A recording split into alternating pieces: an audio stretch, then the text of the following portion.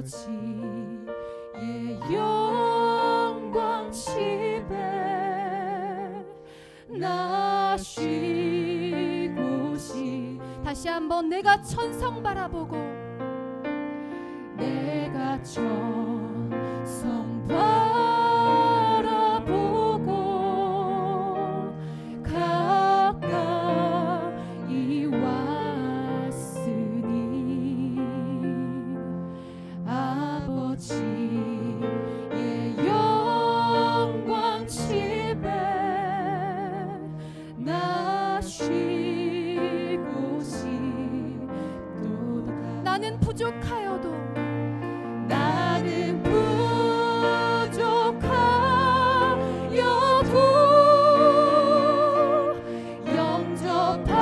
영접하실 터이니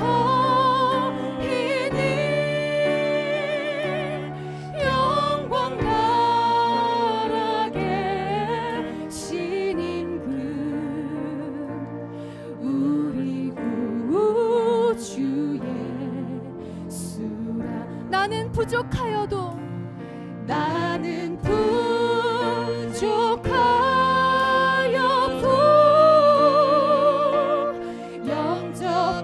영접하실 터이니 영광 나라에 신인 그 우리 구주의. 목소리로 고백합니다. 예수 보배로운 피, 예수 보배로운 피, 모든 것을 이기니 예수 공로를 지하여 항상 이기리로다. 항상 이기리로다. 나는 부족하여도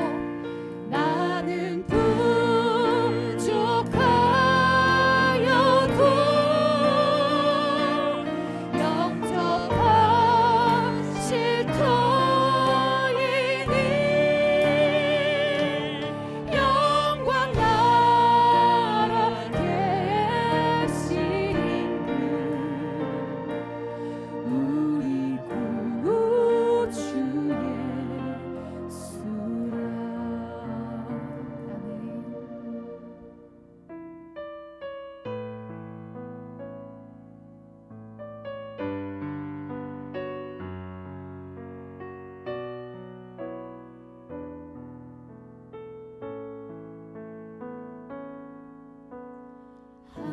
하나님의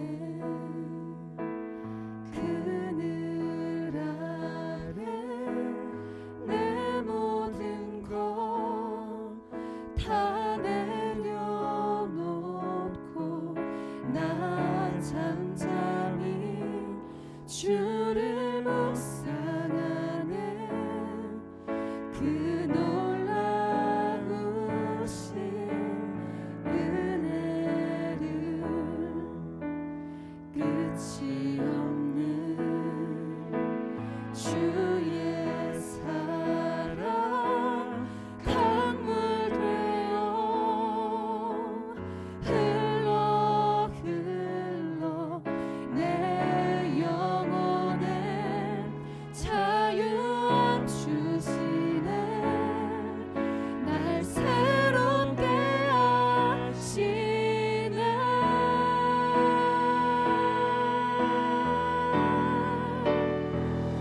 하나님 사랑, 그 사랑 날 자유케 하네.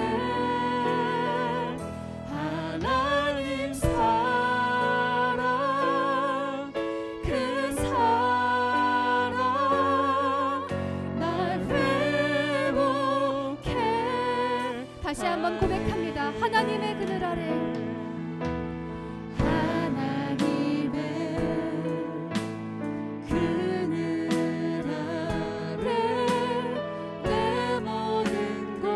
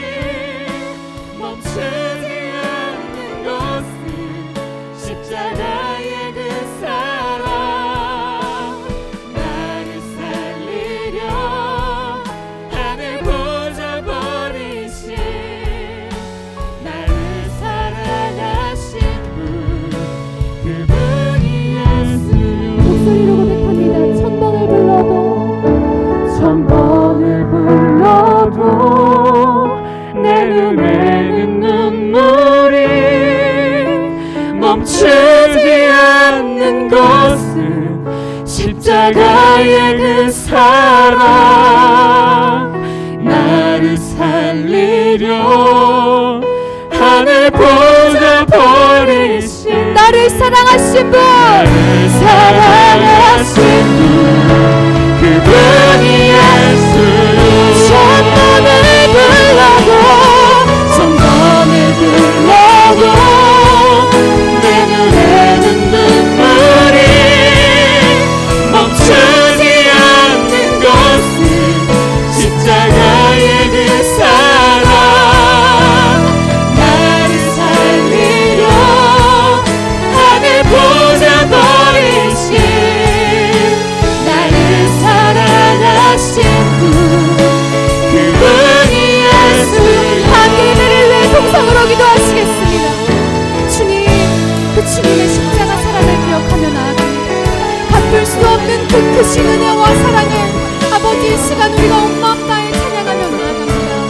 아버지 우리 안에 말씀하여 주시고 우리의 영이 주님 아버지 앞에 열리어져서 아버지가 주시는 그 말씀을 아버지 생명력 있게 이 안에 아버지의 말씀의 능력으로 살아갈 수 있는 아버지 온전한 능력과 힘을 허락하여 주시옵소서.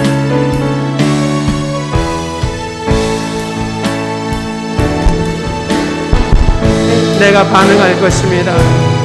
하나님의 사랑은 얼마나 큰지, 하나님의 은총이 얼마나 놀라운지를 오늘도 경험하고 그 은총과 그 사랑에 반응하여 나의 최선을 드리려는 마음으로 하나님께 반응합니다. 주는 나의 왕이시며 주는 우리의 생명이십니다. 오늘도 여기 계시니, 오늘도 우리 안에 함께 하시니 참으로 감사합니다.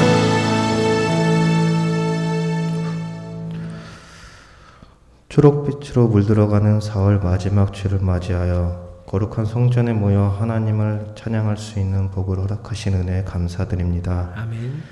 존귀와 권세와 영광을 받으시기에 합당하신 주님, 낮에와 밤의 달이 상하거나 해치 않게 하시며 모든 환난을 면하도록 우리를 지켜주심을 감사드립니다. 아멘. 돌아보면 감사함 밖에 없음을 고백합니다. 사랑합니다 주님. 우리는 주님의 사랑이 있기에 살아갈 수 있는 존재입니다. 아멘. 부족하고 연약한 모습 그대로 주님 앞에 나왔으니 공고한 영혼 가운데 새 힘을 더하여 주시고 문제를 이길 믿음도 더하여 주셔서 아멘. 주님이 주신 참 자유를 누리며 주님 안에서 안식하길 원합니다. 아멘. 한 주간을 돌아봅니다. 우리의 마음과 눈과 귀가 세상을 향하였고 주님이 행하실 일을 기대하지 않고 스스로의 힘으로 노력하느라 주님을 온전히 바라보지 않았음을 고백합니다. 또한 얼마나 이기적으로 살았는지 쉽게 판단하고 정죄하며 살았음도 고백하오니 용서하여 주세요. 아멘. 주의 보혈로 씻으사 정결한 마음과 정직한 영으로 새롭게 하시며 아멘. 전신갑주를 입고 말씀의 검으로 싸워 세상에서 믿음으로 승리하길 원합니다. 이 시간 나라와 민족을 위하여 기도합니다. 주님. 민족의 죄가 우리의 죄이며 민족의 아픔이 우리의 아픔임을 고백하오니 분열과 반목으로 가득 차 있음도 불쌍히 여겨주시고 주여. 위정자들에게는 지혜를 더하여 주사 나라를 잘 통치하게 하여 주세요. 아멘. 정치와 경제가 회복되고 거짓이 난무한 곳에 정직이 회복되게 하여 주세요. 아멘. 여전히 분단의 아픔으로 고통받고 억압과 죽음의 땅에서 울부짖는 북한의 주민들을 기억하사 주님. 하루빨리 복음으로 독재가 무너지고 해방되어 하나 되는 은혜가 있게 하여 주세요. 아멘. 선교사님들을 위해 기도합니다. 오직 복음으로 나아가는 발걸음을 축복하여 주시고 주님. 말씀과 권능으로 충만케 하시며 사역에 필요한 모든 것을 더하여 주사 맡겨주신 사명 잘 감당하게 하여 주세요. 아멘. 우리 온유교회를 위해 기도합니다. 하나님의 뜻을 따라 애쓰고 힘쓰는 가운데 믿음과 사랑의 공동체로서 선한 일들을 잘 감당하게 하여 주시고 이름도 빛도 없이 섬기는 손길들을 기억하여 주사 주님. 더 사랑하고 더 섬길 때 회복이 불일 듯 일어나게 하여 주세요. 아멘. 질병으로 고통받는 성도들을 기억하시고 고통 가운데 울부짖는 소리를 들으시는 주님, 마음과 몸을 치유하시는 하나님의 위로의 손길도 경험하게 하시며 함께 아파하시며 언제나 동행하시는 주님이심을 알게 되는 복된 시간이 되게 하여 주세요. 아멘. 교회 학교를 위해 기도합니다. 아이들이 드려지는 예배 가운데 예수님의 사랑이 얼마나 깊고 높고 넓은지 알게 하시며 말씀이 심어져 바른 신앙과 가치관이 길러지게 하여 주시길 원합니다. 아멘. 각 가정마다 믿음으로 잘 세워져서 아이들이 심령이 강건해지며 기쁨과 감사를 느끼며 살아가게 하여 주세요. 아멘. 애쓰는 교사들을 축복하여 주사 사명을 잘 감당하도록 성령의 충만함과 권능으로 더하여 주시고 주님. 요셉과 같이 꿈꾸는 세대를 불러일으키는 교사들 되도록 함께 해주세요. 아멘. 단위에 세우신 목사님을 축복하여 주사 주님. 영육의 강건함과 성령 충만함으로 늘 함께 하여 주셔서 주님의 역사가 일어나게 하여 주시며 내조하시는 사모님과 그 가정 위에 주님께서 주시는 풍성한 은혜도 날마다 더하여 주세요. 아멘. 이 시간 말씀이 선포됩니다. 목사님을 통해서 선포되는 말씀 가운데 나에게 역사하시는 하나님을 만나는 귀한 시간 되게 하시고 아멘. 마음의 문을 활짝 열어드려 온전히 나의 주님으로 영접하는 시간 되길 원합니다. 아멘. 굳어진 마음 제하여 주시고 새 영을 주셔서 부드러운 마음으로 변화하여 때를 따라 돕는 하나님의 은혜로 하나님께서 각자에게 허락하신 사명을 잘 감당하는 선한 청지기가 되길 소망합니다. 아멘. 하나님의 말씀은 살아있고 활력이 있어 좌우의 날선 어떤 검보다도 예리하며 혼과 영과 및 우리의 관절과 골수를 찔러 쪼개기까지 하며 또 마음의 생각과 뜻을 판단하나니 이 말씀이 나의 삶 속에 늘 담겨지기를 소망하오며 이 모든 말씀 오늘도 살아 역사하시며 나의 모든 것 대신 거룩하신 예수님 이름으로 기도드립니다. 아멘.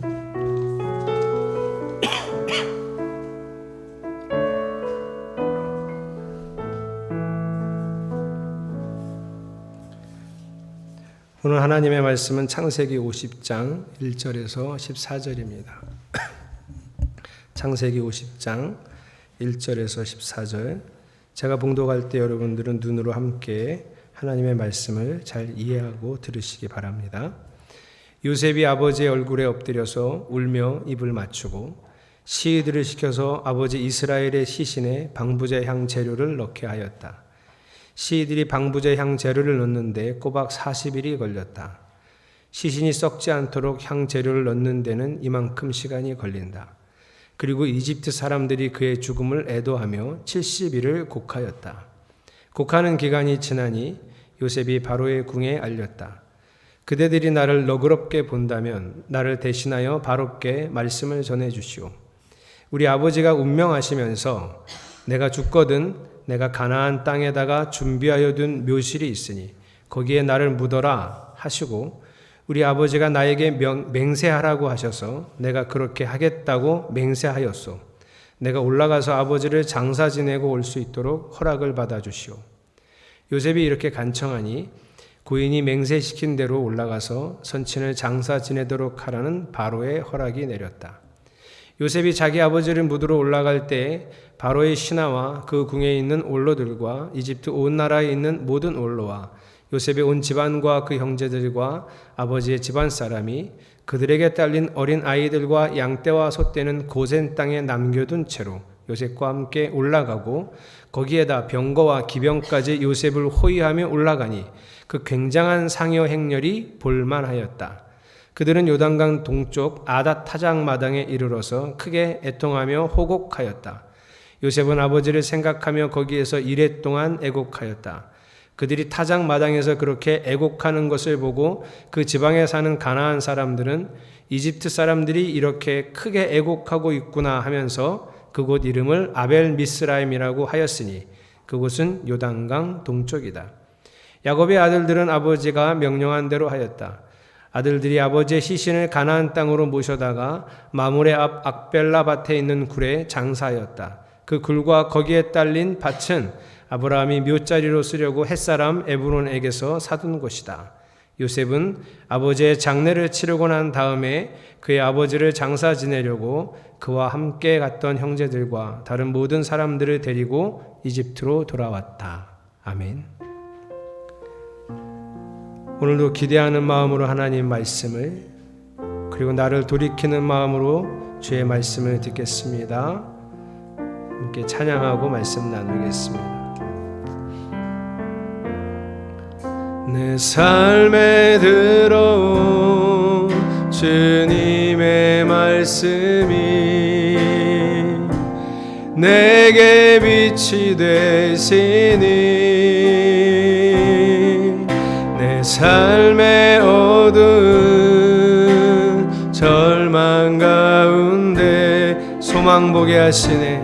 소망 보게 하시네.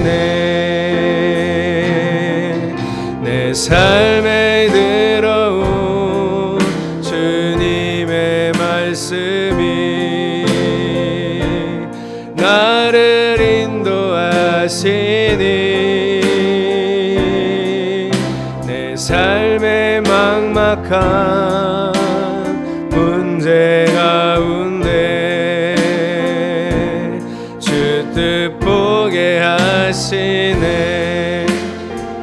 말씀이 내게 역사하기를 말씀이 내게 살아있기를 하나님 말씀을 듣겠나이다. 주님의 음성을 듣겠나이다. 하나님 말씀을 듣겠나이다. 주님의 뜻대로 살겠나이다. 아멘. 제가 이평교회에 있을 때 1년이 채 되지 않아서 교회 표를 바로 지어야 됐습니다. 12월 22일 날 담임 목사로 부임하고 이제 2003년이었으니까 2004년 표를 만들어야 되는데 그 교회는 여기에 이렇게 화면이 있고 이쪽 공간에 요만한 사이즈의 현수막을 걸었습니다. 그 현수막에 이평교회 표가 이렇게 되어 있습니다. 한번 보시죠. 네, 주 안에서 자라가라. 이렇게 이게 이평교회 표입니다. 성도님들께 이렇게 말했습니다. 우리 스스로 볼 때 잘 자랐다고 생각되어질 때까지 이 표 바꾸지 않겠다. 이 현수막도 우리가 이제는 좀 예수님 안에서 많이들 자랐구나. 나도 자라고 성도들도 자랐다. 이렇게 느껴질 때까지는 이 현수막 바꾸지 않겠다. 현수막 그때 3만 원 주고 했는데 돈 아까워서 그러는 거 아니고 우리 그렇게 한번 해보자. 자, 에베소서 4장 13절 말씀을 가지고 이 표를 진 겁니다. 그리하여 우리 모두가 하나님의 아들을 믿는 일과 아는 일에 하나가 되고 온전한 사람이 되어서 그리스도의 충만하심의 경지에까지 다다르게 됩니다. 그때 제 마음속에 우리가 담임 목사 처음 하는 거잖아요. 정말 열심히 해서 우리 성도들하고 내가 그리스도의 충만한 경지에까지 이르렀으면 좋겠다. 그래서 시작한 건데 거기서 거의 만 9년, 거의 횟수로는 11년을 목회하고 춘천으로 올 때 그때까지 여기 붙어 있었습니다. 주 안에서 자라가라. 여기 붙어 있었어요. 그때도 성도들하고 그런 얘기했어요. 그리스도의 충만하신 경지가 도대체 얼만큼일까? 좀 가볍게 생각해서 그리스도를 아는 일과 믿는 일에 얼만큼 믿어야 되고 얼만큼 알면 저 현수막 뛸 수 있을까? 아니 혹시 중요한 게 충만한 경지, 아는 일, 믿는 일이 아니라 하나가 되는 건 아닐까? 우리가 어느 정도 하나 돼야 저 현수막 뛸 수 있을까? 그거 잘 모르겠는 거예요. 여러분, 저는 여러분 모두가 다 구원받았으면 좋겠습니다. 그게 제 소망이에요. 그냥 좋은 정도가 아니고 꼭 그렇게 되기를 저는 간절히 바라고 있습니다. 그런데 여러분, 그래서 제가 여러분들이 그렇게 되게 하고 싶었고 저는 여러분들이 그렇게 되게 하는 사람이 되고 싶었어요. 그런데 또 어느 순간에 제 마음속에 정말 그게 될 수 있을까? 그 충만하심의 경지, 그거 우리한테 가능한 걸까? 만약에 정말 그게 가능하다면 나는 얼마나 열심히 해야 될까? 얼마나 최선을 다해야 될까? 그런 생각을 한 적도 있고요. 사랑 감정이라는 게 막 성도들이 되게 좋아 보이면 그래 할 수 있어 뭐 이런 생각이 들다가 성도들이 요즘 안 좋아 보이면 그게 가능한 걸까? 내가 괜한 수고하는 거 아닌가? 이런 생각도 또 들죠. 열심히 하려고 했는데 어느 날은 내가 정말 열심히만 하면 우리 성도들이 다 구원받을 수 있을까? 그리스도의 충만한 경지에 이를 수 있을까? 또 이런 생각도 들고 생각이 복잡해지고 마음이 어려워지고 마음까지 어려워지면 그 다음에 무슨 생각이 드냐면 아니면 다 필요 없는 거 아닐까? 14절에는 이런 표현이 있거든요. 어린 아이만 갖지 않아도 되는 거 아닌가? 우리가 뭐 장성한 분량 이건 아니어도 어린 아이만 갖지 않아도 되지 않을까? 이 고민을 제가 언제 한 거냐면 30대 중반부터 한 거예요. 그 표를 붙여놓고 지금은 52이 됐는데 지금도 모르겠어요. 아무리 열심히 해도 저 충만함의 경지는 저 멀리 있습니다. 그리고 제가 열심히 하면 할수록 어떤 날은 여러분과의 거리가 더 멀리 보일 때가 있어요. 막 나 혼자 막 달려가고 있고 여러분들은 안녕 하는 것 같은 느낌이 들 때가 있어요. 그렇다면 성도님들이 워낙 성숙해서 알아서 잘 하겠지 하고 지켜보는 게 목사다운 건가? 이런 고민도 합니다. 그 30대 중반에 했던 고민을 지금껏 내내 하고 있습니다. 요즘은 특별히 더 많이 했습니다.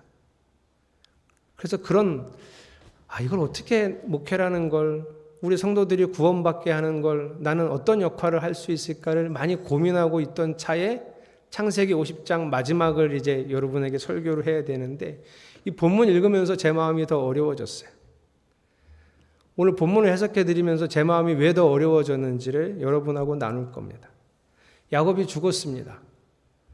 그러니까 아버지가 죽자 요셉이 이집트 시위들을 시켜서 방부제 넣어서 흔히 알고 있는 미라 만드는 데만 40일 걸렸어요. 그리고 이집트 사람들이 야곱의 죽음을 애도하고 곡하는 시간이 70일 걸렸어요. 여러분 70일 동안 전 국민이 곡을 했다, 애도했다는 건 왕이 죽었을 때 하던 일이에요. 기간이. 야곱의 죽음을 그만큼 대단하고 성대하게 장례를 했다는 거죠. 근데 문제는 야곱이 요셉에게 자기 죽음은 여기다 묻지 말고 가나안 땅에다 묻어달라고 부탁하고 맹세까지 시켜서 요셉이 이제 그걸 해야 되니까 바로에게 허락을 받고 이제 가나안 땅으로 갑니다. 자, 이 행렬을 제가 읽어드릴 테니까 7절, 8절, 9절인데요. 제가 읽어드릴 테니까 잘 들으시면서 한번 상상해 보세요. 이 행렬이 얼마나 컸을지. 요셉이 자기 아버지를 묻으러 올라갈 때 바로의 모든 신하와 그 궁에 있는 원로들과 이집트 온 나라에 있는 모든 원로와 요셉의 온 집안과 그 형제들과 아버지의 집안 사람이 그들에게 딸린 어린 아이들과 양떼와 소떼는 고센 땅에 남겨둔 채로 요셉과 함께 올라가고 거기에다 병거와 기병까지 요셉을 호위하며 올라가니 그 굉장한 상여 행렬이 볼만하였다. 성경은 볼만했다고 얘기하는데 이거 볼만한 정도가 아니고요. 어마어마한 행렬입니다. 저는 이 본문 읽으면서 하나님이 이 얘기를 왜 여기다 적어 놓으셨을까? 이런 궁금증을 갖거든요. 하나님이 이런 장례 행렬을 좋아하실까? 여러분, 하나님이 어마무시한 장례 행렬을 좋아하실 것 같아요. 여러분이 알고 있는 하나님은 어떤 분이세요? 내 자녀, 내 백성이 죽었는데 막 사람들이 엄청 와서 애도해주고 이러는 거 하나님이 좋아하실까요? 제가 알고 있는 하나님은 소박한 거 좋아하실 것 같은데. 그런데 그 하나님이 왜 이렇게 성대한 장례를 이렇게 자세하게 적어 놓으셨을까? 그래서 의아한 거예요. 두 번째 의아한 거는 이 장례 행렬이 움직인 이동 경로입니다. 지도를 보여드릴게요. 지도에서 고센 땅을 찾아보세요. 지도가 작아지니까 잘 못 찾겠네. 여러분이 보실 때 왼쪽 끝 각종 화살표가 돌아오는, 특히 보라색 화살표가 있는 곳이 고센 땅입니다. 자, 아버지를 어디다 묻어야 되냐면 헤브론에 묻어야 됩니다. 헤브론에 좀 표시해 줄래요? 저기 보라색 가다 보면 있는데 위에, 조금만 더 위에. 예, 거기가 헤브론이에요. 맞아요. 거기가 헤브론이에요. 자, 저기 어떻게 가면 좋을까요? 지금 저 빨간색으로 된 해변길을 따라서 그랄이라고 하는 데까지 가서 그 그랄에서 산으로 골짜기를 따라 올라가면 헤브론은 금방 갑니다. 이거 천천히 가도 일주일이면 갑니다. 이렇게 가면 돼요. 제일 빨라요. 그런데 느닷없이 창세기 50장 10절에 이런 내용이 나옵니다. 그들은 요단강 동쪽 아닷 타장 마당에 이르러서 크게 애통하며 호곡하였다. 요셉은 아버지를 생각하며 거기에서 이래 동안 애곡하였다. 아까 제가 보여드린 그 지도로 가면 일주일 만에 헤브론에 도착할 수 있었는데 지금 이 장래 행렬이 어디가 있냐면 여러분들 아까 본 지도에 잘 나오지 않는 오른쪽 맨 끝에 가 있어요. 강 건너에. 저쪽 맨 끝에.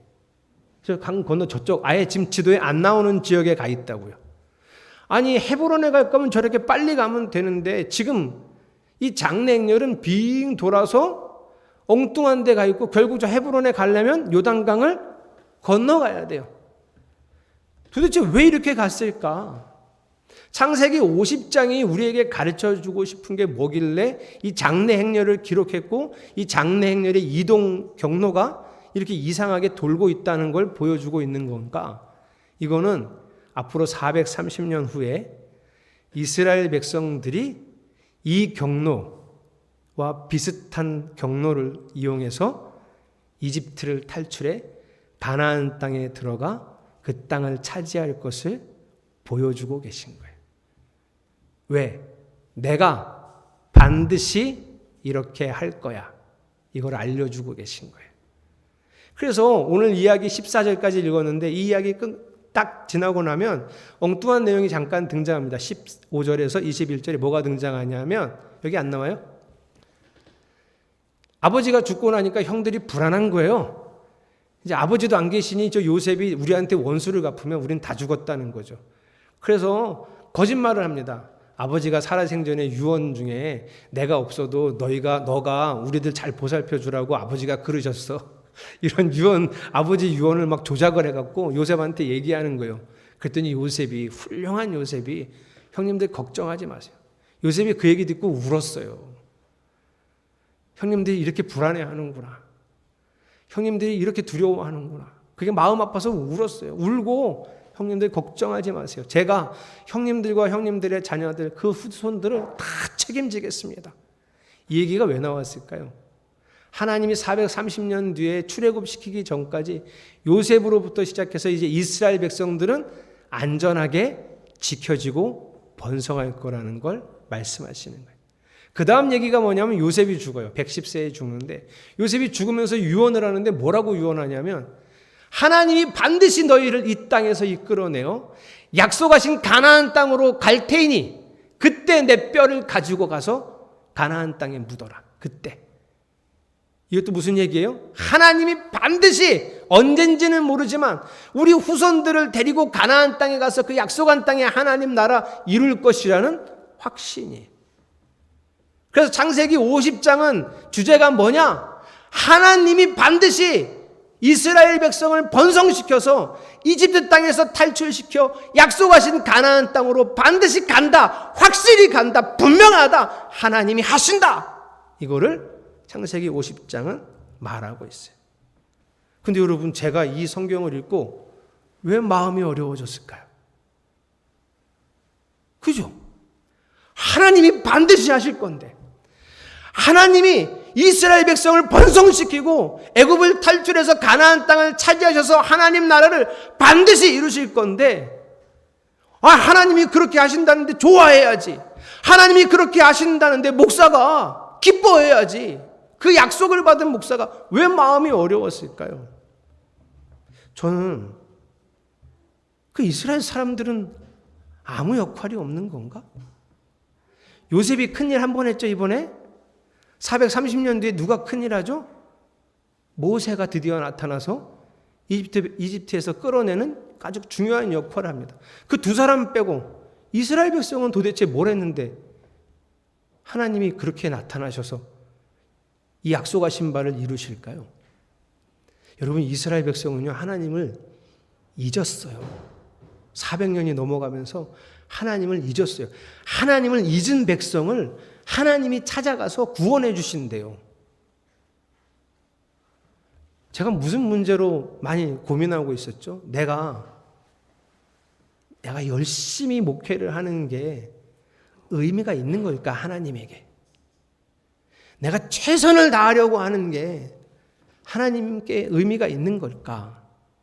이게 제 고민인데 오늘 성경을 보니까 의미가 없어요.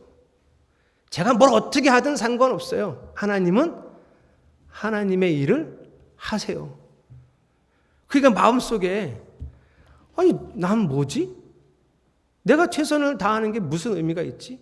그러면 나도 그냥 지켜만 볼까? 우리 성도들이 성경을 읽든 기도를 안 하든 교회를 안 오든 지켜만 보고 가만히 있으면 어차피 하나님이 다 알아서 구원하실 테니 그냥 있어도 되나? 내 노력과 열심은 어떤 의미가 있는 걸까에 대한 고민이 더 커진 거예요. 그런데 여러분, 오늘 50장은 이렇게 말씀하셨지만 최근에 하나님은 저에게 꿈으로도 말씀하시고 제가 성경 묵상할 때도 말씀하시고 사람들을 통해서도 이야기를 들려주고 심지어 우리 아들의 노랫말을 통해서도 말씀하셨어요.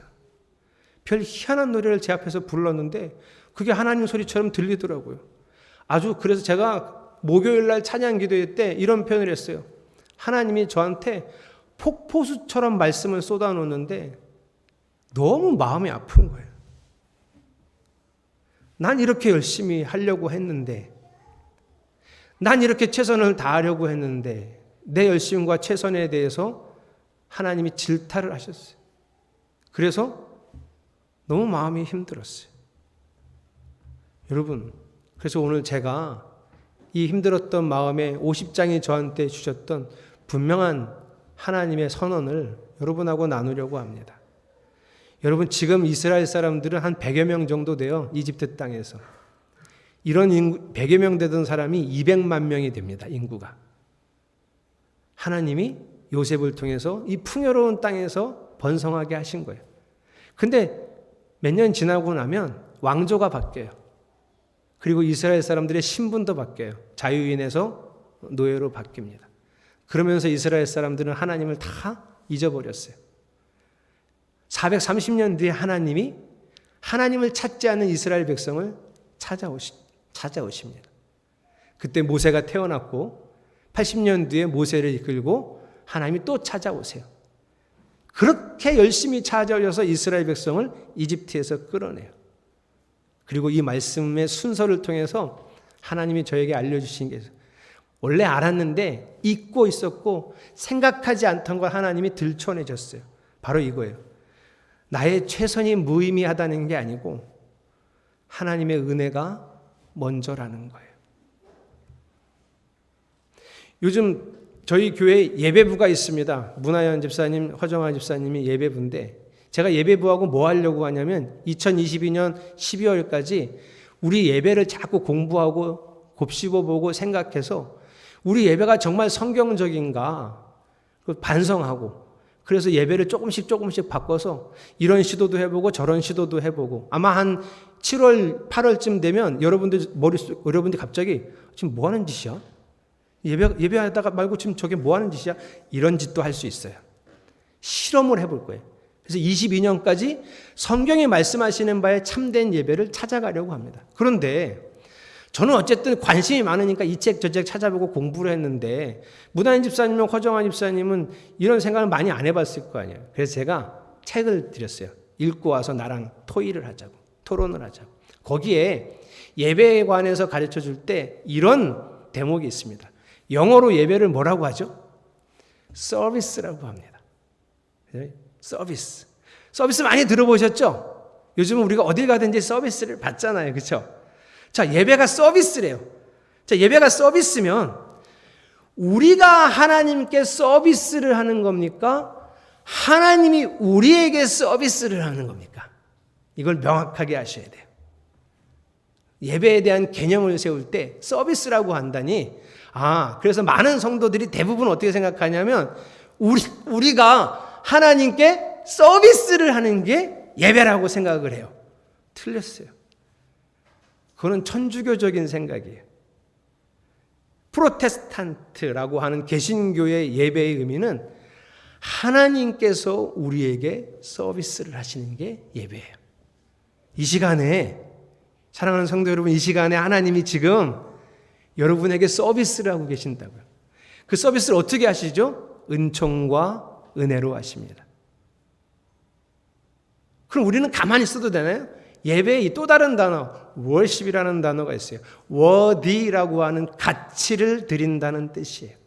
그래서 하나님이 우리에게 은총과 은혜와 사랑으로 서비스를 해주시면 우리는 그 서비스를 받으면서 worthy, 우리의 가치를 드림으로써 반응하는 거예요. 우리가 하는 반응이 뭐가 있냐면 찬양, 기도, 헌금, 이런 게 우리가 하나님께 보이는 반응이에요. 결단, 이런 것도 있겠죠.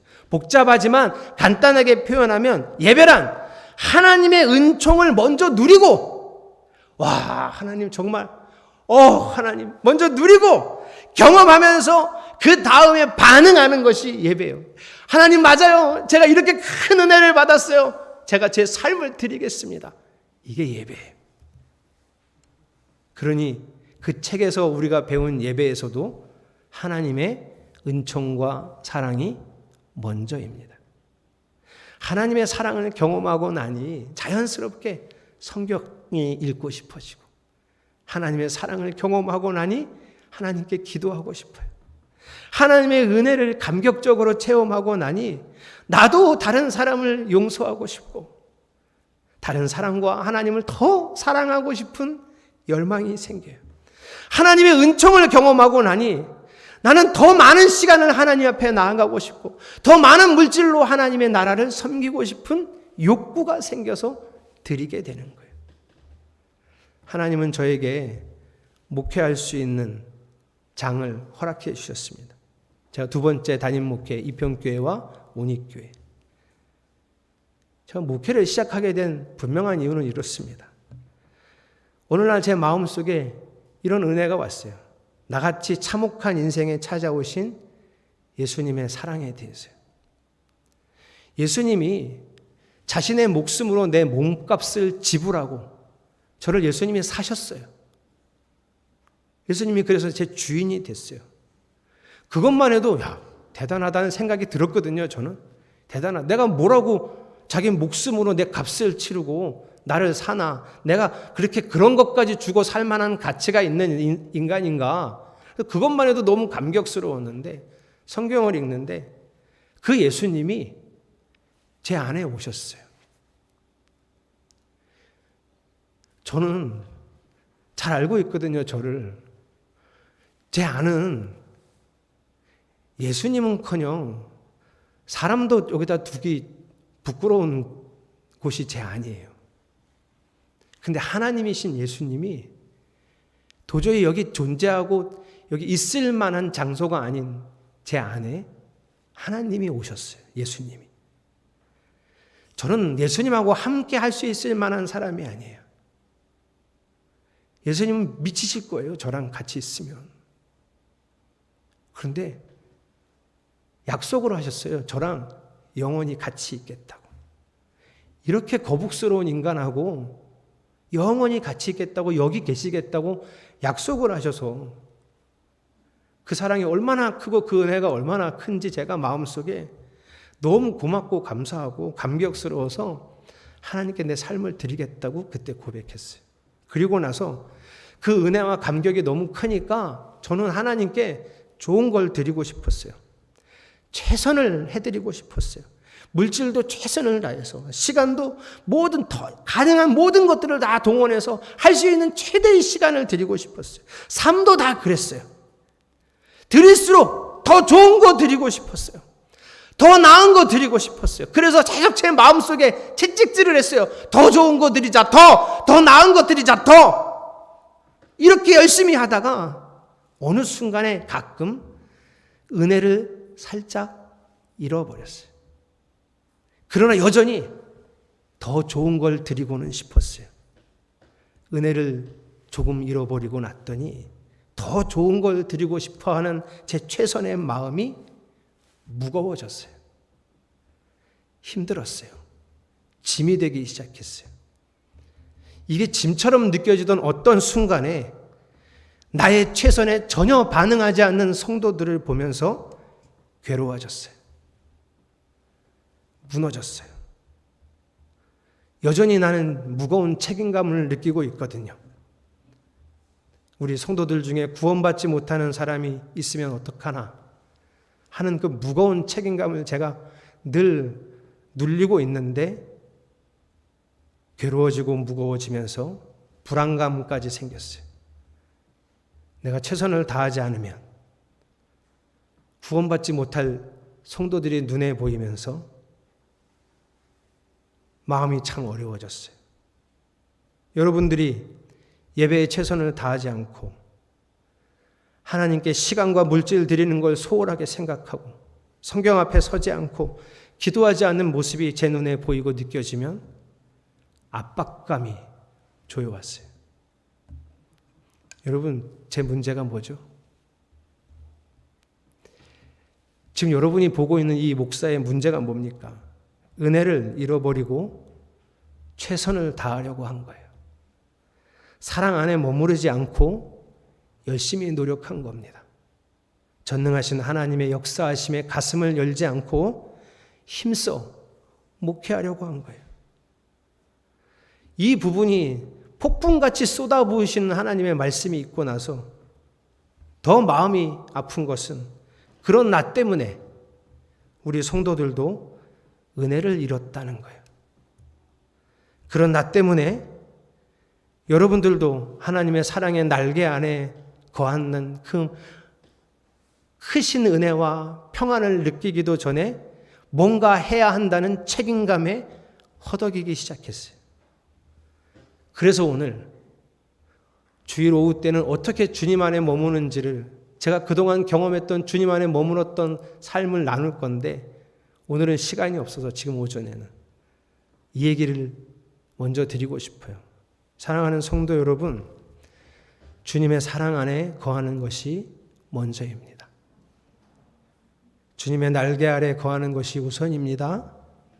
주님이 우리를 그 양 날개로 품으시려고 할 때 그냥 거기 있는 것이 그것이 좋은 겁니다. 거기서 충분히 있으면서 내가 할 수 있는 최선을 거기서 생각해야 돼. 주님의 날개 아래서. 그래서 내가 매일 하나님께 드리고 싶은 그 최선이 그 날개 아래서 느끼는 것인지 열망하는 것인지 점검해야 하는 거죠. 사랑하는 성도 여러분, 우리 안에 예수님이 오셨습니다. 아까 제가 고백했지만 제 안에는 예수님이 계실 만한 곳이 아니에요. 저랑 같이 사는 게 얼마나 어려웠는지 우리 아내가 10몇 년 걸렸다 그랬어요. 편안해질 때까지. 여러분은 저보다 좀 나으세요? 여러분하고 같이 사는 분들도 꽤 오래 걸릴걸요? 그런데 사람 한 사람도 나랑 같이 사는 게 쉽지 않았는데 지금 여러분 안에 영원히 같이 살겠다고 하나님이신 예수님이 오셨어요. 예수님은 우리를 매일 안전하게 보호하시고 사랑으로 우리를 매일 이끌어 주십니다. 그 사랑 안에 거기 가만히 계셔 보세요. 아, 예수님이 이렇게 나를 사랑하시는구나. 그 감격에 젖어 보세요. 그리고 자연스럽게 일어나는 반응을 하나님께 보일 수 있는 성도들이 되시기를 축복합니다. 주님은 일상을 함께 하시고 사랑과 은혜를 베푸셔서 결국은 우리의 삶에서 맑은 가락이 흘러나오게 하실 겁니다. 항상 그 폭포수와 같은 사랑을 쏟아 부으셔서 우리가 그 사랑에 잠겨 있도록 하실 수 있는 분이 우리 예수님입니다. 그러니 성도 여러분, 하나님의 은혜 안에 머무시기를 축복합니다. 거기에 젖어서 그 다음에, 그 행복에, 그 감사에, 그 다음에 하나님께 최선을 다하려는 자연스럽게 일어나는 마음, 그 헌신이 여러분 안에 있기를 주님의 이름으로 축복합니다. 오늘 설교 제목이 뭐였죠? 내 영혼을 덮으시는 사랑입니다. 이게 우선이에요, 여러분. 하나님이 날마다 나를 이렇게 사랑하시는구나. 이거부터 알고 경험하고, 그리고 우리의 삶이 드려질 수 있기를 소망합니다. 우리 그런 마음, 하나님 그 사랑의 물결이 영원토록 저를 덮어주셨으면 좋겠습니다. 그 마음으로 함께 찬양하겠습니다.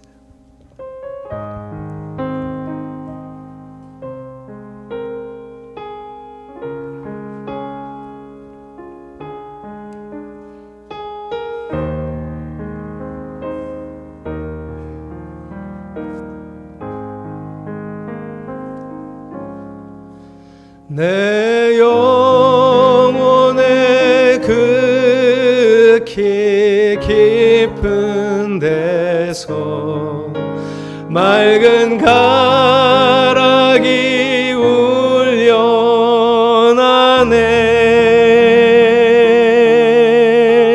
하늘 곡조가 언제나 흘러나와 내 영혼을 고이 사네.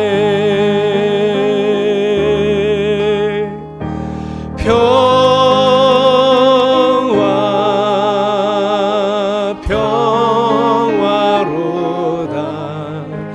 하늘 위에서 내려오네.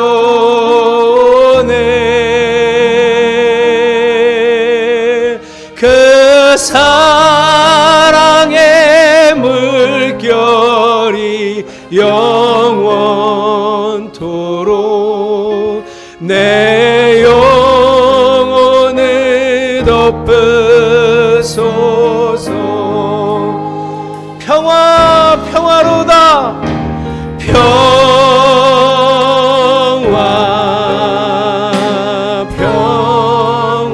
평화로다. 하늘 위에서 내려오네.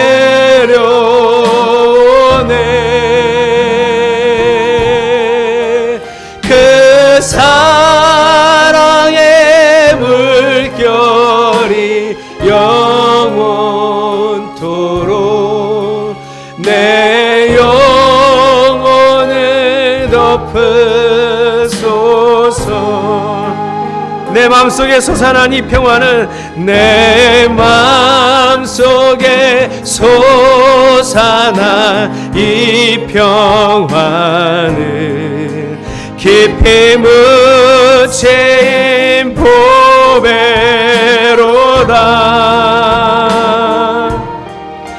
나의 보화를 캐내어 가져갈 자 그 아무도 없을. 4절, 이 땅 위에 험한 길 가는 동안, 이 땅 위에 험한 길 가는 동안 참된 평화가 어디 있나. 우리 모두 다 예수를 친구 삼아 참 평화를 누리겠네. 평화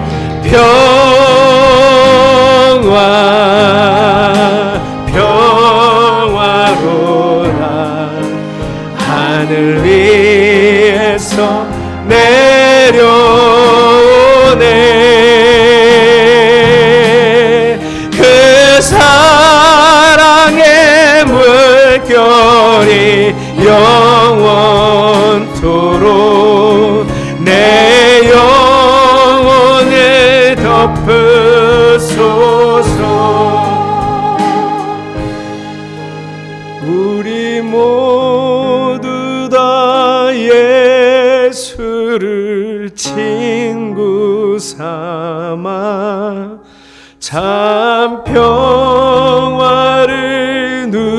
누리겠네. 우리 모두 다 예수를 친구 삼아, 우리 모두 다 예수를 친구 삼아 참 평화를 누리겠네. 하나님 그 사랑 안에 거하겠습니다. 하나님의 은혜를 더 많이 만끽하고 하나님의 사랑 안에서 더 많이 평안하고, 그리고 그 온전한 기쁨과 감사로 주님께 반응하겠습니다. 우리 이런 마음 함께 모아서 하나님께 감사하며 기도하겠습니다. 하나님, 오늘도 은혜를 주셨습니다. 저를 돌이키시는데 주님은 아주 많은 것들을 사용하셨습니다. 주님이 나에게 하나님이 작은 사람 하나를 바꾸시고 새롭게 하시는 일은 정말 놀라운 하나님의 은혜입니다. 제가 주 앞에 다시 나아갑니다. 잃어버렸던 사랑과 은혜를 제 마음에 다시 가득 채울 것입니다. 하나님, 조금만 주의 손을 붙들고 다시 조금만 더 한 발자국 더 주께 가까이 가면 하나님, 나는 그 수많은 은혜와 사랑들을 내 가슴에 채울 수 있는 하나님이 계셔서, 그러니 하나님 괜찮습니다. 하나님이 주시는 이 은혜와 사랑 안에서 넉넉함을 누리며 살겠습니다. 그리고 반응할 것입니다. 그래서 할 수 있는 최선을, 그래서 하고 싶은 최선을, 그래서 정말 열망하는 최선을 하나님께 드리겠습니다. 하나님이 가까이 계셔서 은혜와 사랑을 내 안에 가득 채우시니 감사합니다. 평화로다, 평화로다.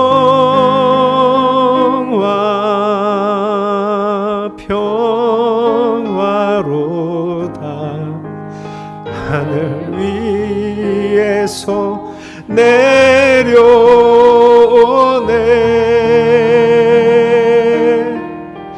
그 사랑의 물결이 영원토록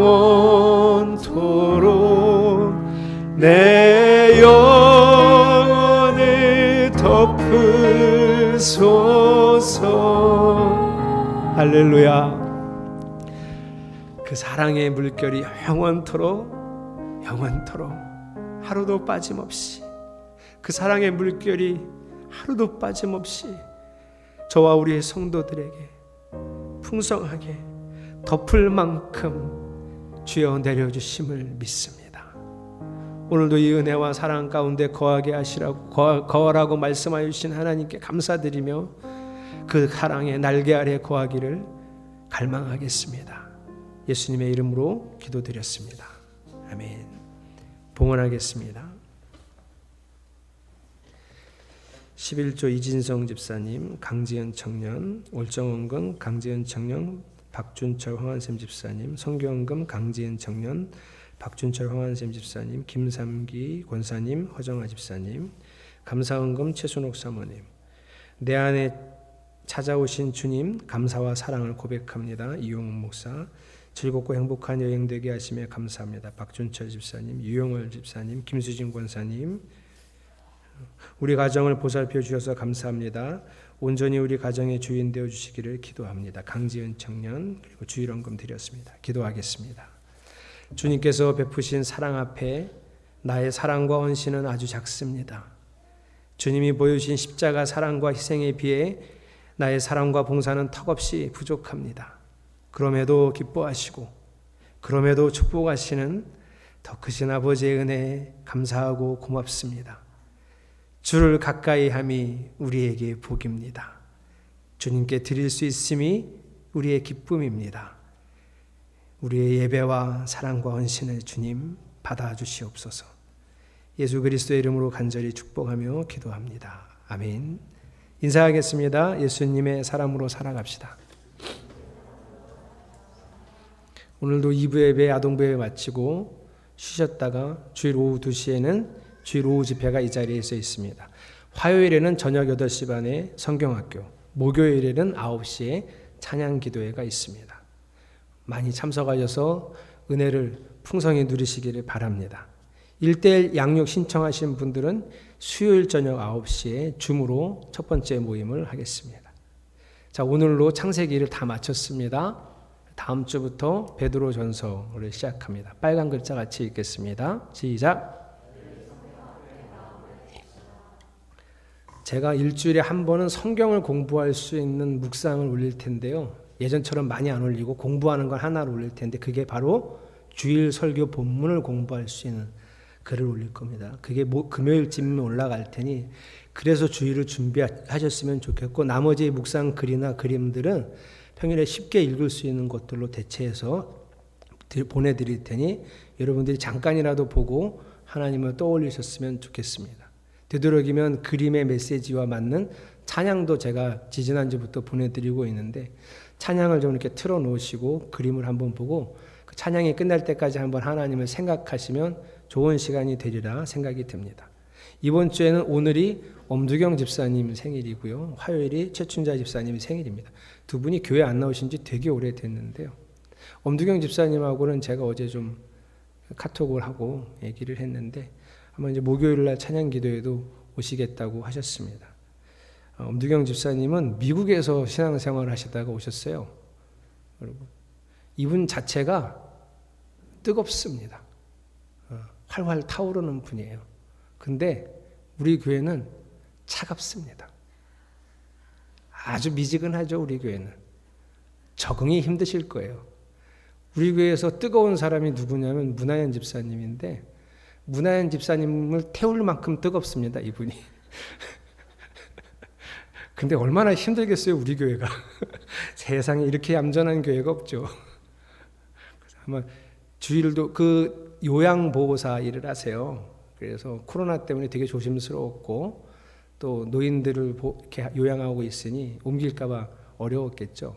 아마 격주로 주일 근무를 하기 때문에 5월 1일에는 또 오실 것처럼 얘기를 하셨으니 좀 마음 쓰시고 좀 잘 이렇게 환대하고 교제하셨으면 좋겠습니다. 매월 셋째 주일은 선교헌금 주간입니다. 국내 선교에 잊지 말고 동참해 주십시오. 지난주 여러분이 헌금한 부활절 헌금은 정확하게 120만 원을 하셨고 그 120만 원은 지난 목요일 날 푸른하늘 교회로 전달되었습니다. 이 전달된 이체 영수증을 아마 오늘 재정부가 보고 확인할 것입니다. 감사도 보고 확인할 거고요. 주일 설교 본문은 이제 창세기에서 베드로 전서로 바뀌었습니다.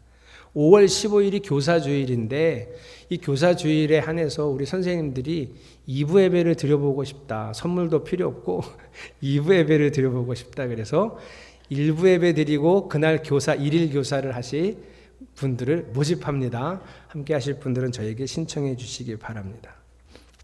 여기 강미라 성도가 지난 2월에 직장을 그만뒀습니다. 17년 동안 일했던 직장을 그만두고 자기는 열심히 놀 거라고 저한테 자랑을 하더니 이제 다른 직장을 구했습니다.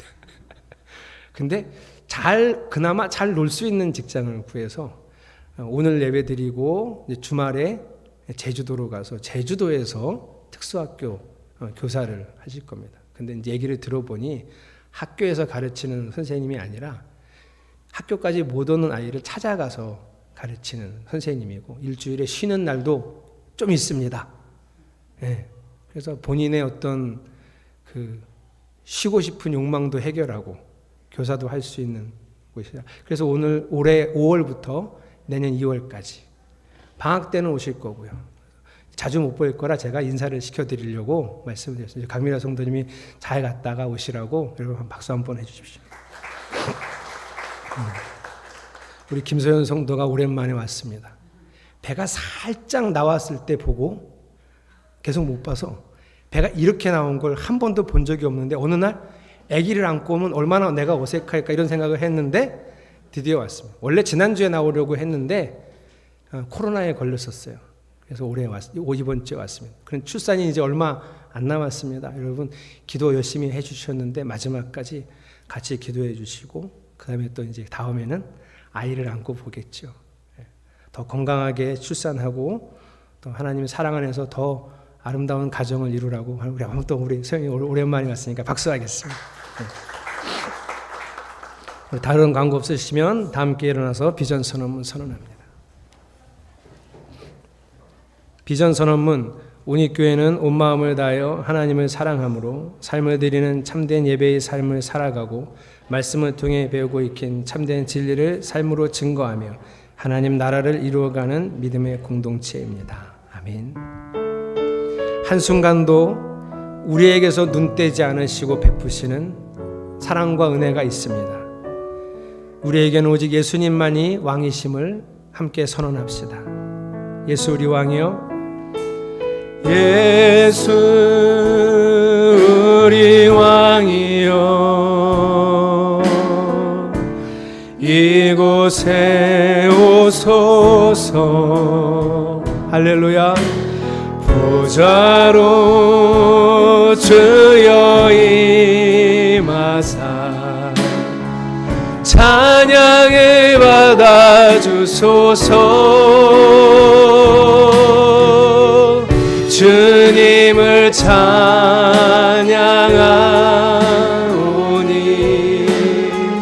주님을 경배하오니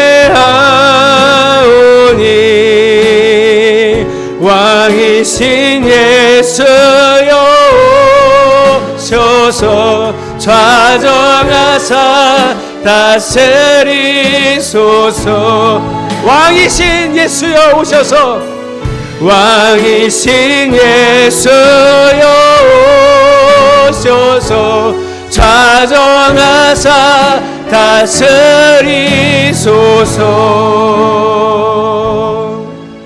이제는 성부 하나님의 지극하신 사랑하심과 성자 예수 그리스도의 한량없는 은혜와 보혜사 성령님의 돌보심과 이끄심이 주의 은혜와 사랑에 반응하는 당신의 자녀들 머리 위에 이제로부터 영원까지 함께 하시기를 간절히 축원하옵나이다. 아멘.